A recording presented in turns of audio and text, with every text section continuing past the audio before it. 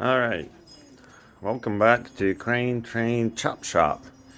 And today I got another project and we're gonna try to replace the SRS module for Toyota Tundra. It's an airbag module. The vehicle's been in a collision and unfortunately one of the steering wheel airbags popped. We're gonna try to replace it so the dealer can reprogram it to a vehicle VIN, and hopefully it's gonna get rid of a code. I try to send out the old module to a company to have the arrows cleared and re-flashed. However, they weren't very successful with it, and I bought the used one, so I'm just gonna basically try to replace it and take it to a dealership to have it re-flashed. Here we go. So back in the garage, here we have a big legend, American folk singer slash blues singer Johnny Cash. So here's our garage for this. I will require a 10mm socket. I love this tool. It's electric ratchet. So I bought this used but only good SRS module for your airbag. Basically it's an airbag computer, and I have like a few pry tools here and a little screwdriver, and that's what we're gonna do. Also, alright, welcome back. So we're inside the 2005. This is a 2005 Toyota Tundra. Like I said, the vehicle has been in a collision, front end collision, and I had quite a few things done to it as far as body work. I got it for a really good price, but it definitely needed some work to be done. Sorry, the planes are flying over. So, come to find out, there was a few bent valves. The old guy jumped, old owner, he had a few teeth jumped on the timing belt, and yeah, had to pull a head on it and replace some valves. I know it was quite of a bummer, but I had got this car for $2,000. It was about 200,000 miles on it. Now it runs like a champ, or almost like a champ. So the first step to this is obviously you want to disconnect your battery, and by popping the hood, disconnect your battery. My ground cable just broke. I'm kind of bummed. I'll have to replace that later. But every time you deal with sensitive equipment like that, your airbags or anything, you always want to disconnect the battery to, eliminate any kind of problems like airbag popping in your face when you're replacing this stuff. So to get to SRS module, we'll have to remove these 4mm bolts.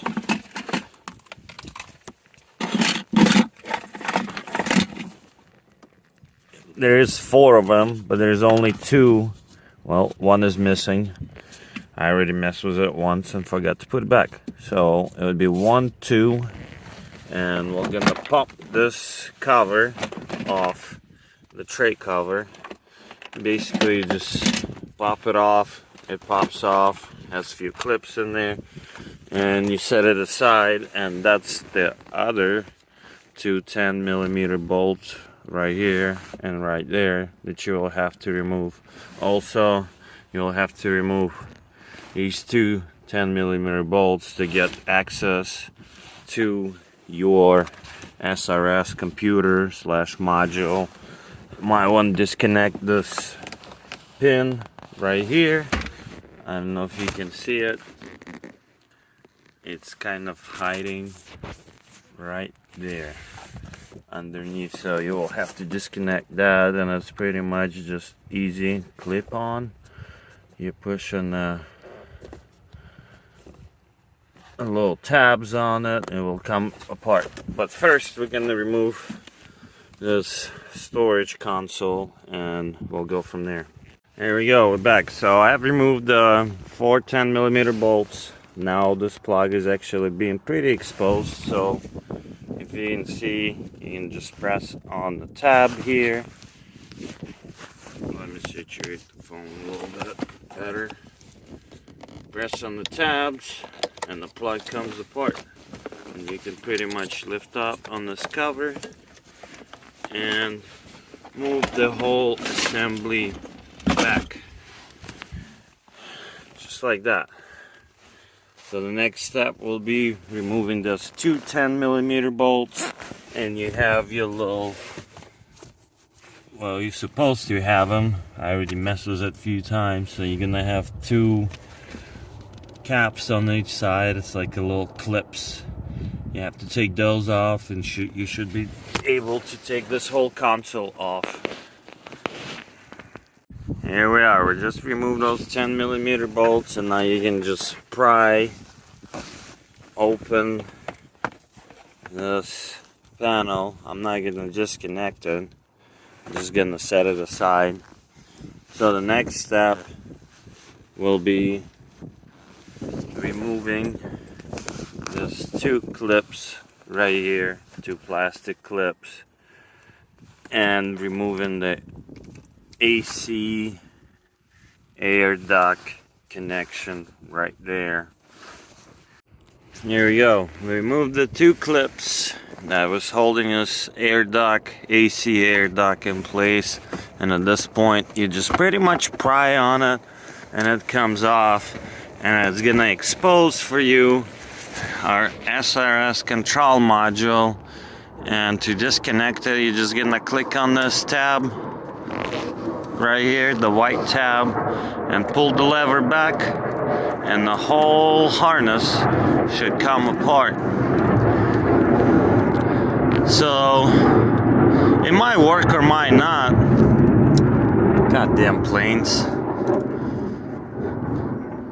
Replacing it was a old but good unit, used good SRS module unit. I'm gonna replace it, and I gotta take the car to a dealership for airbag recall in any way, and I'm gonna ask them if they can reflash or program this used SRS module to a vehicle VIN. It will have to be done in order for a computer work properly. So the last step to this process is you will need a 12mm socket, and you have to remove this 4 mountain bolts, which is gonna be one. There's one in the back. It's kind of hard to see, but it's right there in the bag. And there's same position on your left side and all the way back. So we're gonna remove it, and we're gonna come back to our next step. Here we are, we just removed our 4 12mm bolts, and now that's our SRS computer module ready to come out. It could be a little tricky to get it out because there's not a lot of room to work with, but there's a little bit of elbow grease in the right turn, right angle. We can get it out. Sorry, I need to invest in the GoPro if I continue doing this stuff. You know, certified YouTube mechanics, and apparently I'm one of them. Yeah, I'm gonna hold classes, and if you're smart enough and you attend my school on certified YouTube mechanics, I can give you I can give you a graduating certificate. Just kidding. And anyway, so that's the one that's been supposedly reflashed, and I sent it in twice, and it fixed some of the codes. I got pretty fancy scanning tool, but a lot of the code stayed back. So hopefully by replacing the unit itself, it should fix the problem. If not, I'm actually gonna do an update video. I'm supposed to go to a dealership next Friday and see if it's gonna work or not.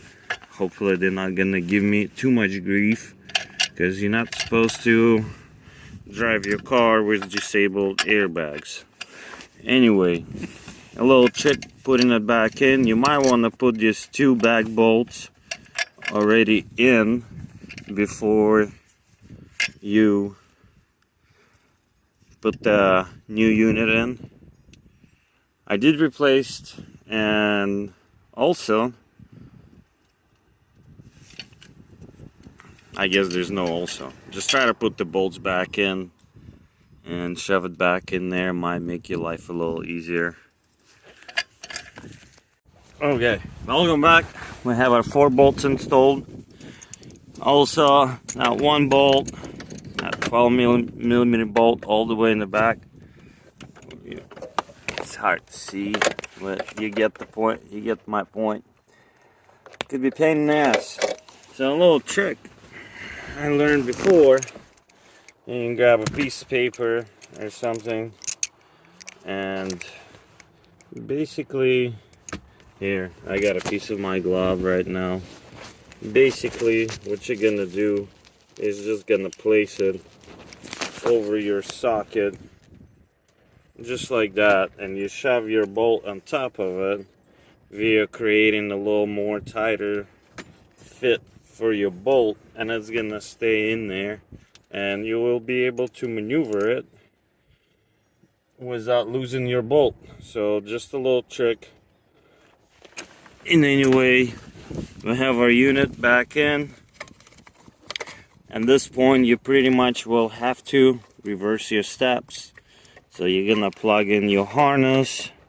It goes in pretty easily. I love this little lever. Makes it nice and easy. So the unit is back in, it's all hooked up. At this point, you'll just have to reverse your steps and assemble everything back together. You don't want to have an extra bolts or nuts laying around, even though it makes your vehicle a little bit lighter, but you know, might need them one of these days. Don't be like me and lose a 10 millimeter bolt and just say the hell with it. So anyway, I'm gonna have an updated video once I go to a dealership and see if this trick worked. I don't have specifically too many hopes on it, because I did replace some front crash sensor and the airbag, but it's getting replaced and anyway by the dealership. So maybe it will work, maybe it will not. I'm not sure. I would assume most of these airbag modules have pretty much the same programs and hardware. There might be some differences, but we'll see about that. So yeah, I'll let you know if it works, and hope you enjoyed this video. I have a lot more projects coming in. I have a problem. I really like motorcycles. I restore them, I rebuild them. So if you're in that kind of stuff too, I'm gonna have a few more videos coming out about the carbs replacements on various models. My new project is Kawasaki KDX 200. It's a 2-stroke trail bike. And I have another one that was just Honda Magna 700. Love those bikes. Very powerful power cruisers from back in the day. So if you'd be interested in any more videos from me, subscribe, and hopefully you learned something today. If not, you know, if my directions haven't been up to your likings, well, I guess it's your own problem. So yeah, if you like the video, click the thumbs up button, possibly subscribe, and I'm gonna have a lot more videos coming up, so stay tuned, my friends. Peace.